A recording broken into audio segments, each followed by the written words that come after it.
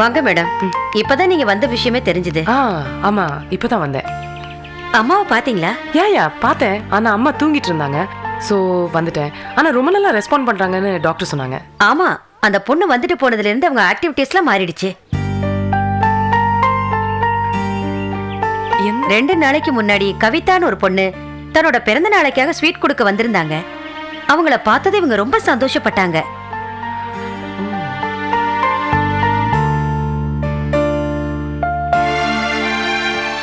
அவங்கள கூட வேற ஏதோ பேர் சொல்லி கூப்பிட்டாங்க. அந்த பொண்ணுக்கும் ஒன்றும் புரியல, எங்களுக்கும் ஒன்றும் புரியல.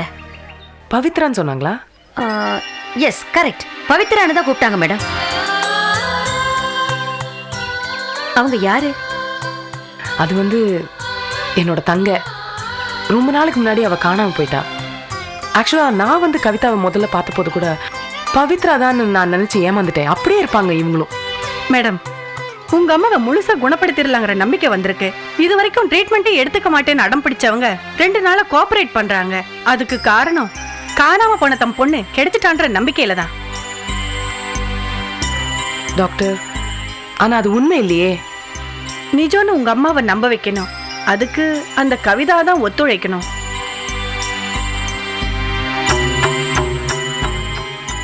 சரி டாக்டர், நான் கவிதாவோட பேசுறேன்.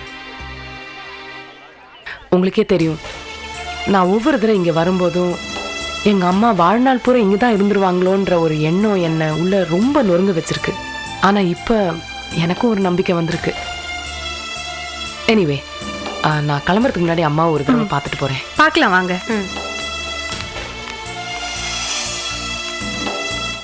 பவித்ரா, பவித்ரா,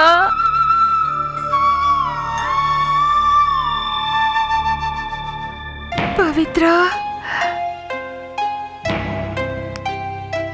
பவித்ரா, பவித்ரா,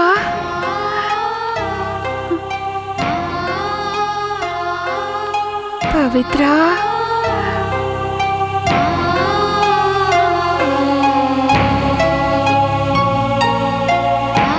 பவித்ரா,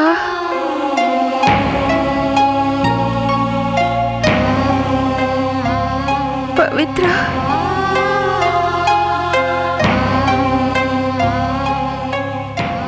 அம்மா, பவித்ரா, அம்மா,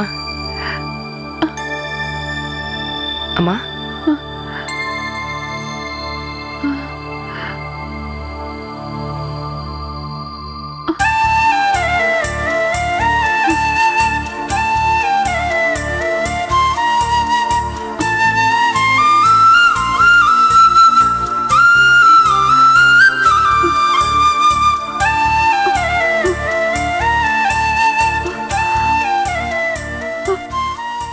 பவித்ரா, அம்மா, அம்மா, நான் ரேகாம்மா. பவித்ரா, பவித்ரா, பவித்ராவை பார்த்தீங்க இல்லையா? பவித்ரா வந்தா இல்லையா? பவித்ரா எங்க? இதோ இதோ வந்துருவாமா. பவித்ரா, நான் கூட்டிட்டு வரேம்மா. நீங்க பார்க்கணும் இல்லையா? பவித்ரா, வருவாமா, வருவாமா. நான் வர சொல்றேன், வர சொல்றேன். பவித்ரா எங்க? வருவாமா, வருவாமா. மேடம், ரொம்ப டிஸ்டர்ப் பண்ண வேண்டாம், விட்டுருங்க. சரி சரி சரி, ஓகே ஓகே பவித்ரா. ஓகே. இப்போ வருவா, இப்போ வருவாமா. நான் போய் கூட்டு வரேன். பவித்ரா. எடுத்துக்கோங்கம்மா, பவித்ரா. எடுத்துக்கோங்கம்மா. இப்போ நான் கூட்டு வரேம்மா. பவித்ரா,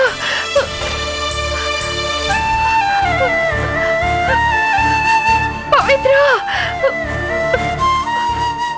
கவிதாவை கூட்டிட்டு வரதா மேடம் நல்லது. பவித்ரா,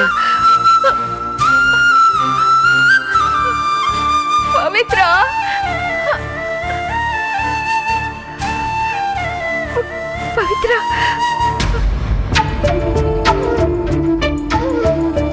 பவித்ரா, பவித்ரா, பவித்ரா,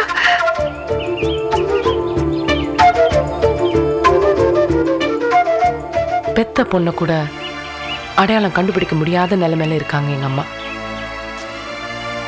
எவ்வளவு கஷ்டப்பட்டிருப்பேன் தெரியுமா? 5 வருஷமா இதை நான் அனுபவிச்சுட்டு இருக்கேன். ஆனா உங்களை பார்த்த உடனே நிறைய மாற்றங்கள்னு சொன்னாங்க டாக்டர். நான் கூட பார்த்தேன். அம்மா கிட்ட நிறைய இம்ப்ரூவ்மெண்ட். ரொம்ப தேங்க்ஸ் கவிதா.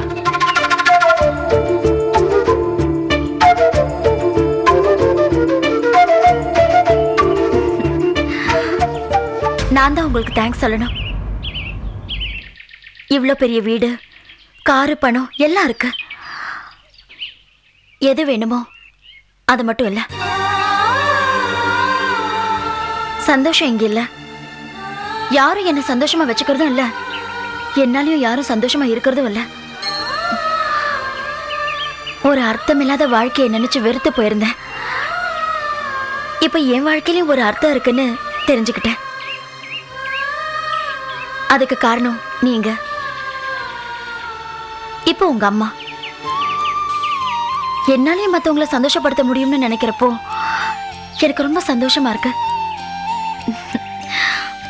இத்தனை நாள் சாமியை திட்டிட்டு இருந்தேன், நாளையிலேருந்து கும்பிட போறேன்.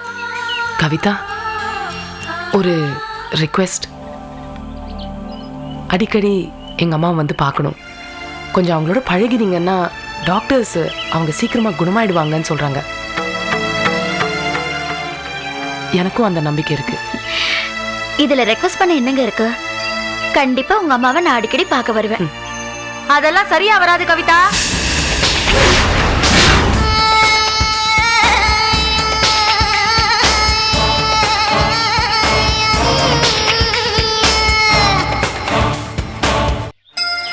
இதுல ரெக்வெஸ்ட் பண்ண என்னங்க இருக்கு?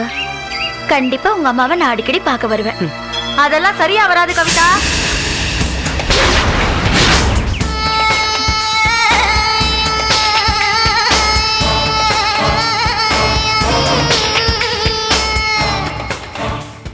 போனா போதுன்னு பார்க்க விட்டா அம்மாவை சரிப்படுத்த ஆயாவை சரிப்படுத்துங்கிறீங்க. இவ ஒன்னும் டாக்டர் இல்ல.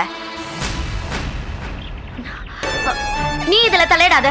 நான் போய் அவங்கள பார்த்து ஒரு 4 வார்த்தை பேசிட்டு வரதுல உனக்கு என்ன ப்ராப்ளம்? ஏய், எனக்கு ஒன்றும் ப்ராப்ளம் இல்ல. உன் புருஷனுக்கு தெரிஞ்சு என்ன வந்து கேட்டனா நால பதில் சொல்லணும். நீ ஒன்னும் சொல்ல வேண்டாம். தேவைப்பட்டா நான் சொல்லிக்கிறேன். அவர் உன்னை கேட்க மாட்டாரு, என்னதானே கேட்பாரு. ஏன்னா என்னதானே பாத்துக்க சொல்லிருக்காரு. போதும், நிறுத்து. ஏய், ஓவரா பேசாம வாய மூடி.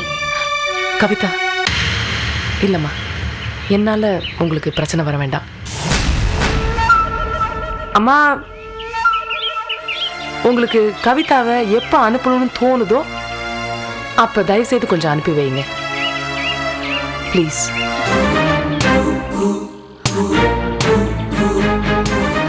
நான் வரேன்.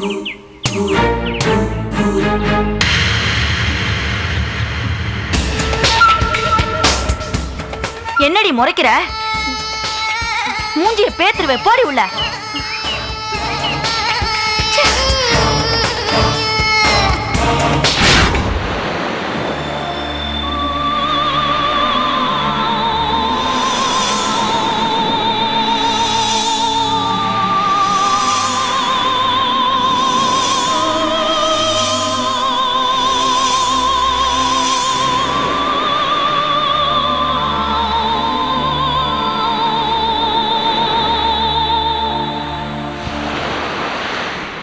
நடந்ததே நினச்சி நீங்கள் வீட்டுக்குள்ளே புரிங்கிட்டு இருக்கிறது என்னால் தாங்க முடியல.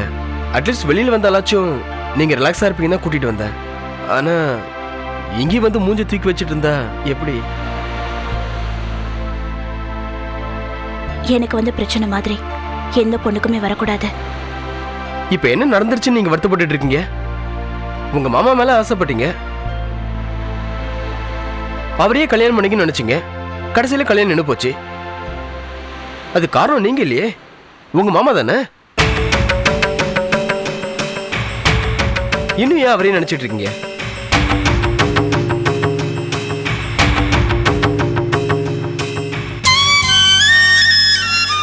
இது வரைக்கும் என் லைஃப்ல பாதிச்சது 2 ஆம்பளைங்க தான்.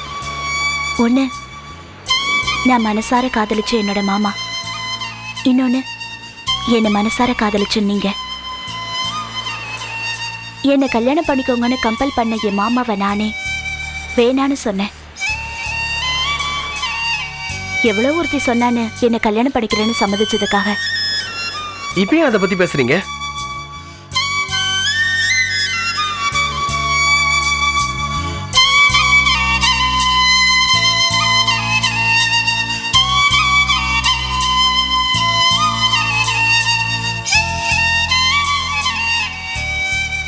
தினா, நான் உங்களை ஒன்று கேட்பேன்.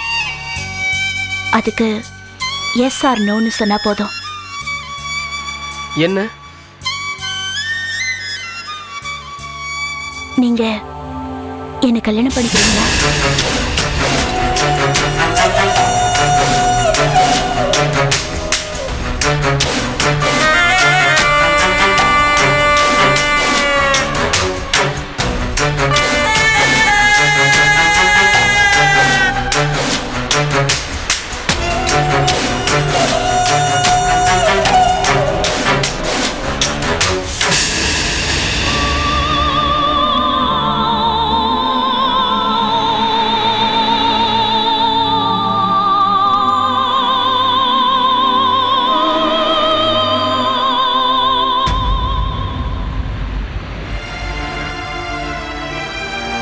என் மாமா மேல இருந்த பாசத்தினால நான் உங்களை எவ்வளவோ இன்சல்ட் பண்ணிருக்கேன். எல்லாத்தையும் சகிச்சுக்கிட்டீங்க. அவருக்கும் எனக்கும் கல்யாணம்னு சொன்னப்ப கூட ஒரு ஜென்டில்மேனா நடந்துக்கிட்டீங்க. அந்த கல்யாணம் வேணான்னு சொன்னப்போ என்னை கன்வின்ஸ் பண்ண ட்ரை பண்ணீங்க. இதெல்லாம் ஏன் தினா? சொல்லுங்க. நான் உன் மேல வச்சிருக்கிற காதல், நீ சந்தோஷமா இருக்கணும், அதை பார்த்து நான் சந்தோஷப்படணும். அதுக்காக தான்.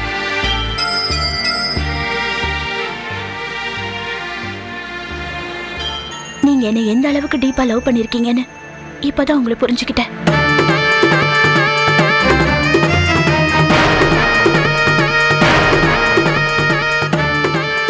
இந்து, நீங்க ஏதோ எமோஷனல்ல பேசுறீங்க. ஆமா தினா, எமோஷன்ல தான் பேசுறேன்.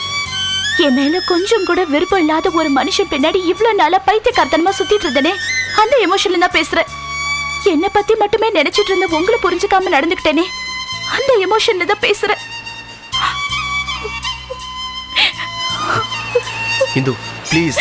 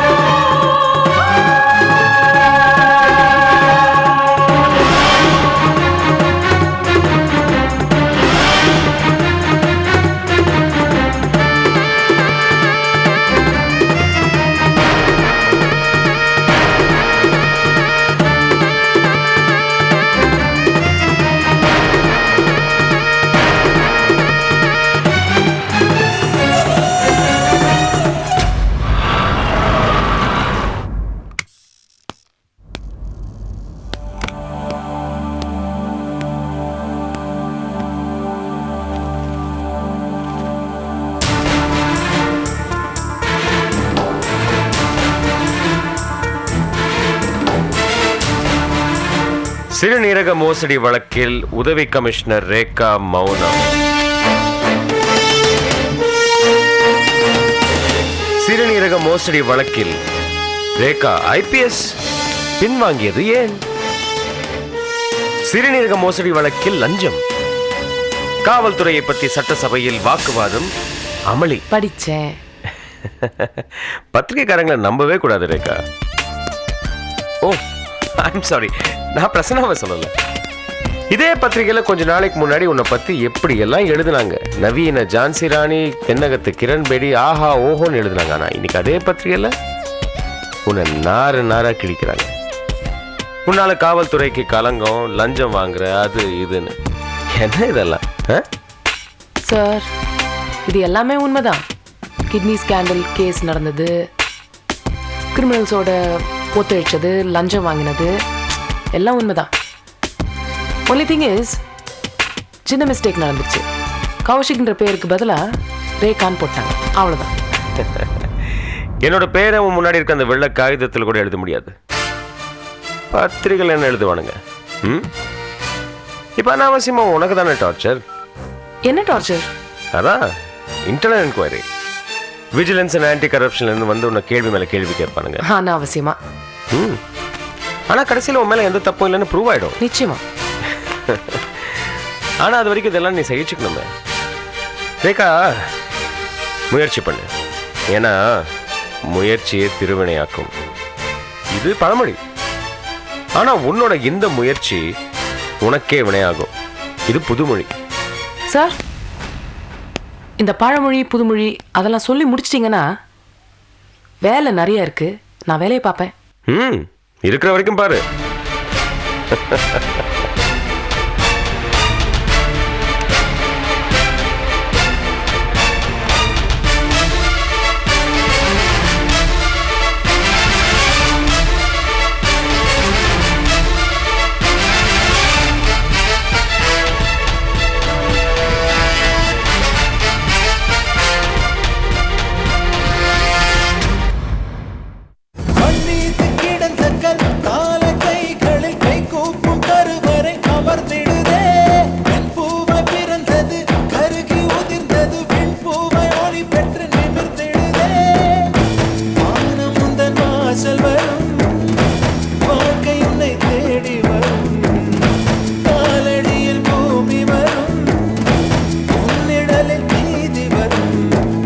பலம் உடைத்திடும் பகை வரை ஜெயித்து